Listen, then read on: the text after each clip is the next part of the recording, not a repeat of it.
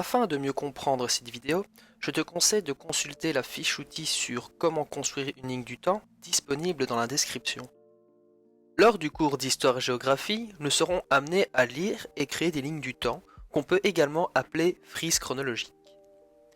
Une ligne du temps est une représentation graphique ou linéaire d'événements à travers l'histoire. Voici un exemple de ligne du temps. Je t'invite à l'observer en appuyant sur pause pendant la vidéo, dans le but d'identifier les éléments importants qui permettent de savoir la lire convenablement. Nous les passerons ensuite en revue. Le titre doit être précis et nous renseigner sur la période exacte qui est étudiée.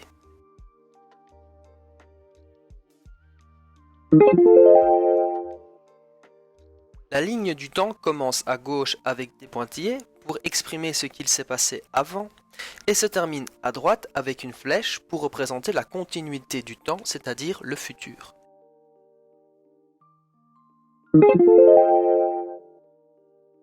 Dans l'exemple fourni, je dois représenter une période de 1000 ans et je dispose de 20 cm.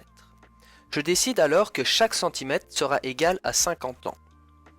Pour cela, j'ai divisé le nombre d'années à représenter, c'est-à-dire 1000 ans, par le nombre de centimètres disponibles, 20, et je tombe sur 50 ans.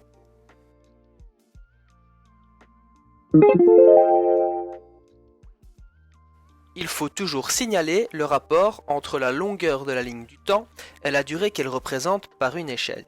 Ici, elle est de 1 cm est égale à 50 ans.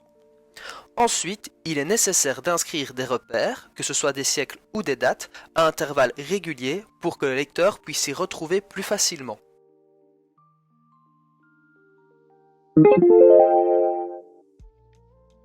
Généralement, on indique les dates au-dessus de la ligne du temps et les événements en dessous s'il y a suffisamment de place. Si cela n'est pas possible, on peut aussi indiquer sur la ligne du temps des numéros correspondant aux événements et les inscrire dans la légende.